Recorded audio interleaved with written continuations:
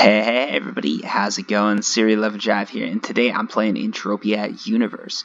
What we're going to be doing today is a 25 PED mining run to follow up the last run that we did. We're going to be doing this at Jura Plateau and just see if we can bring out a little bit of profit again. Because if you guys were tuning in last time, what you saw was that we had a very nice run where we ended with about like a 2 something PED profit. Which is pretty good. So what I'm going to try and do is I'm going to try and jump in. I'm going to head west here. So I'm going to jump to a different location, just tries to see if this, like, sort of, what I want to figure out here, I guess, what the goal is to figure out if around that teleporter is good, or if we can jump to sort of the back end of this mob herd and still have some luck. So we're going to go out here and we're going to run a bit north, because that's going to keep us in sort of the same server as the whole Jura Plateau thing. Or the Jura Plateau teleporter, and I think servers matter as far as loot goes. I think each mob spawn is sort of dedicated to a server, and I think the servers do matter when it comes to loot. So if you find a hot area, that usually means you're on a hot server. So the way Calypso works, for those of you guys who don't know, is Mindark splits all of Entropia Universe out into servers, and I'm not sure. It used to be, at least. I'm not sure how it works now. Maybe one server for each planet, but it used to be that there were server splits.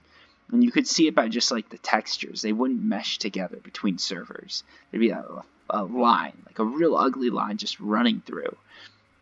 And what that line meant is that you were changing servers. And generally loot would sort of be dictated by servers. So if you could find a really good server, you'd be getting really good loot. And what I want to do is I think that system still might exist. Just because from a programmer standpoint, it definitely makes sense if you isolate that logic to one server. So like if the logic is over every server in Entropia Universe, it can be a harder thing to calculate. It takes more computing power. Back when Entropia Universe was new, I'm not even sure. I don't know how much it would cost, but it was definitely like a more budget intensive operation that you'd be doing if you decided to calculate loot between all servers. So the easy way to get around that would be just to calculate loot for one server only. And that would be sort of, probably each server would be assigned sort of a random variable or something like that, and that would dictate, okay, this server's hot right now. So what I'm thinking is, if that's how it works, let's take advantage of that. Maybe we can just run around the borders and get some good loot. Right now, it's not looking too hopeful because we haven't gotten anything that's like killer here. Let's go ahead and summon this claim. I think what I'm going to have to do too is I'm going to have to, because we've got these Aatrox right here, they'll definitely kill me. I could come out here, I could use a gun, I could shoot them down. I'm going to actually just spawn my plane and fly up to the top of these cliffs and see if that doesn't help me out a little bit.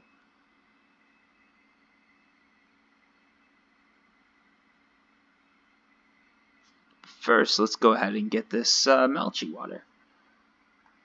So yeah, I'm just sort of trying to follow up on maybe yesterday, or I don't know when I'm going to post the videos, but for me it's yesterday's success. See if we can't have a repeat, and see if we can't like garner any information from that repeat. Because that's one of the things about Entropia, like everything you do can help you determine better loot, right? Like I find a good area and maybe I try it again. I try it a little bit more and it's like, okay, this area is perfect. This is where I want to go. Always going to try and avoid those mobs, so let's do a quick flight over here. Luckily they don't follow your plane, so you can just sort of pop on around them and should be good. It looks like we've got another an outpost here. So if you guys get too far out of the way when you're hunting out here, this is where you end up. It doesn't look like there's a teleporter here either. So try and keep that in mind. If you guys end up out here, it's going to be very hard to get out of here unless you have a vehicle or teleport chip. TP chip. So remember that. Or maybe not. Maybe not. It looks like there's a bit of a clearing here. I'm not sure if that's artificial done by the turret or what, but it looks like we've got something. Something's going on here. Let's pick up this vehicle. Almost looks like some developer just like dragged the line across it, but I guess what it is just from the air it's not fully rendering. So let's head northeast and try and just run along the edges of the Aatrox herd. So nothing yet. And I'm not seeing any huge hits. So again, we might be outside the zone, or I'm not sure. You gotta just keep playing with things and figure out what works for you. And then if it works, stick to it. And when it stops working, you change it up. So right now I'm seeing if this works. Because I have a lot of faith still because the mining run went so well last time. So even if this run turns out to be like an utter failure, I'm probably going to be like, wow, we should probably do a third one just to see. Because just hunting-wise, I've gone through so many PEDs out here and I've gotten such good returns. I can't believe that mining-wise it would be any different. Although I know that is a thing. Like there definitely are differences between hunting and mining and everything like that.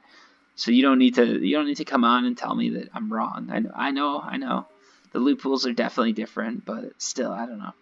Alright, should we go for the double? We weren't having luck with the doubles last time, but I'm gonna do something stupid and try it again. Let's see. At least we got some skills from it. No, alright. It's like doubles just aren't a thing here. That's alright, let's not go that way first. Let's get this other one and then we'll drop down the hill and get that one. Twofold for this because one, if we pull in some Aatrox, I don't wanna have to come back here, and two, once I drop, it's going to be hard to get up that hill. So here we go.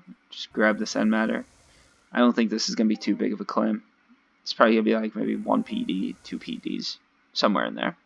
That's where most claims are, so it's a pretty easy guess for me to make. And it looks like I was right. Yeah, if you want to pretend you're a mind reader, end matter, usually you're going to be getting like 1 to 1.5 PDs worth, maybe 1.7. Ores, you're usually going to be getting, 1.5 to 2.5 PDs worth. And this is if you're unamped. Of course, if you're amped, things change up a lot. These are just random predictions I'm making, but usually they're going to hold true. With this one, I think this is a slightly bigger claim, so it won't hold true here. Do some fruit here now. Alright, let's keep going. So we're gonna head up north and see if we can't find a few more claims like that, and if we can, it's gonna be a good run. But yeah, I don't know, you guys out there who are avid miners, right? Like, what do you think of this area? Are you a fan of Jura Plateau? You hate it? I think Shomi said he mined here a lot. I think you said that. I could be off though. But I'm curious what everybody thinks. Good area, bad area. I mean, another double, so can't be too bad. Azurite stone too. That used to be a huge one. You'd find Azurite and you'd be like, all right, we're making some markup here. Nowadays, it's not worth as much, so it sounds exciting. Ooh, and we got a nice little 3 first. Should we drop again? Let's do it. See if we can't make it 4. Get the cool screenshot. I don't think we'll make it 4. No, all right. Yeah, it's like, again, I know it's stupid to do the doubles, but at the same time, it's sort of cool to get them. And again, I mean, look at that screenshot potential right there. See, like, that's a pretty good screenshot, I'd say. Oh, I'm not mining, am I? I thought I was mining. My bad. All right, let's head over to the next one. As long as you're getting doubles, like, you're doing good. You're doing good. If you can get 1 double every 2 drops, you're going to be making money. And most of these drops, too, are covering themselves. I'm sort of surprised by that, because the end matter drops, I haven't had too many that are below even 1 PED, that's a really good sign. So there we go. Azurite 3.6. That was a decent claim. I don't think there's much markup on it anymore, though, unfortunately. Let me check. Yeah, not much markup. Maybe it was never worth that much because it's showing. Oh, let's not fall down that hill. I don't know. It's just showing for the decade. It's not that high. Maybe I'm remembering like ages and ages ago. Oh no, it used to be. All right, they're showing 2009 data. So I mean, I was trading before 2009. So maybe in my day, I don't know. I'm probably misremembering, to be honest. It's hard to keep all these ores and end matter like in your head just all together. So the way I do it when I was trading is there's a guy that I'd sell everything to, and he had a website that he listed what price he'd buy at. So when I was buying, I'd usually buy when he was offline, and I'd just buy for 1% under whatever he was buying at. So basically I'd be like a ore and end matter collector, and then I'd sell at a 1% rate, just 1% of then I'd sell it to him for a 1% rate, like a 1% raise on what I got it at, and that was usually pretty good. And if I got a lot of something, I'd sell it on the auction because you could always make a little bit more, especially before there was really any market information. If no one was selling an ore or end matter, you could probably get an extra like 5 to 10% on it because there's no market value, right? So the second someone's like not selling it, you're like, oh, all right, like no one's selling Azurite right now, so I can sell it. If everybody's usually buying it 115, I can probably sell it at 120, and someone's gonna buy because no one else has it listed. They don't know the exact percentage, so they're gonna say, oh, maybe it was 120, and they're gonna buy it. And I don't think it was shady. Some people would say that's a little shady, but I never felt like that was a shady thing to do. It's just the demand's there because it doesn't exist anywhere else. You're the only one that has a product, so you're charging a little bit more. To me, that seems like just good business practice, right? Why charge less when you can charge more? But to a lot of people, they say, oh, traders are ruining the game. So that's one of the reasons Mindark implemented market value, and I think that's one of the reasons too that Mindark actually eventually moved to get rid of sort of high markup ores and end matter, because those were especially like oh, what? Oh, I didn't even realize I dropped.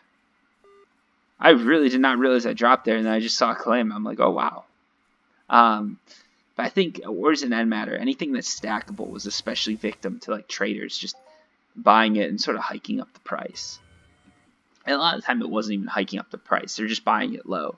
A lot of people didn't mind it. Every now and then there'd probably be a newbie who would just sell it to someone when really they had a 50 PED or a 60 PED stack that they could have just gone right to auction with. But again, a lot of it's like, do you want the PEDs now or do you want them later? I always thought it was a fair trade-off, right? I'm taking some of the risk because I'm sitting there with the ores and end matter. The price could drop overnight while I'm waiting for a stack to accumulate. And I'm giving you your PEDs right away. It's an instant transaction. You get your PEDs and you can walk away from it, no risk. Like, you just get your money and you go right back out mining, which once I became more of a miner, that's what I'd like to do too.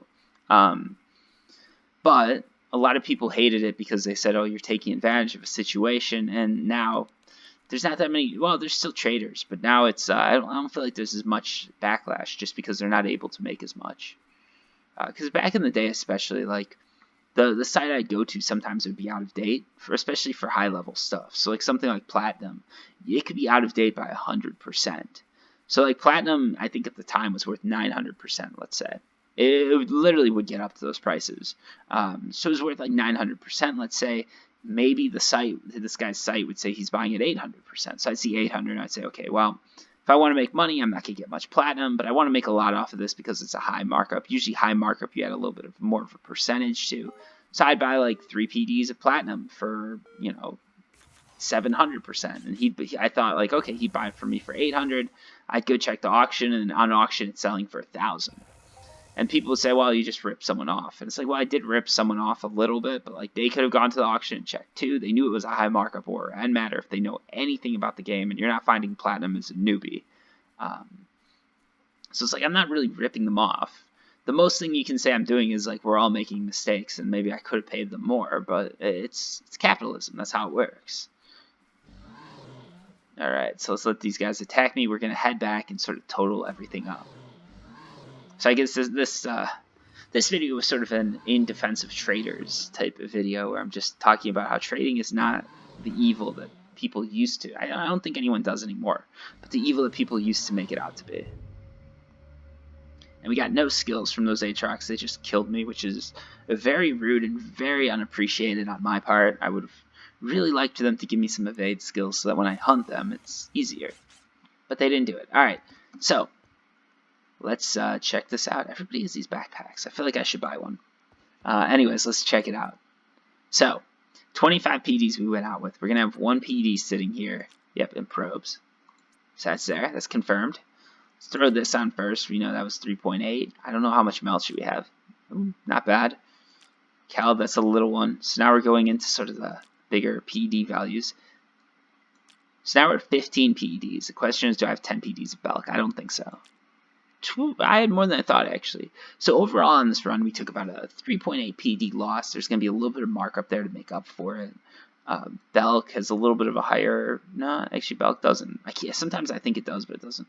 Melch is valued at 2,000%. That's Completely incorrect, by the way.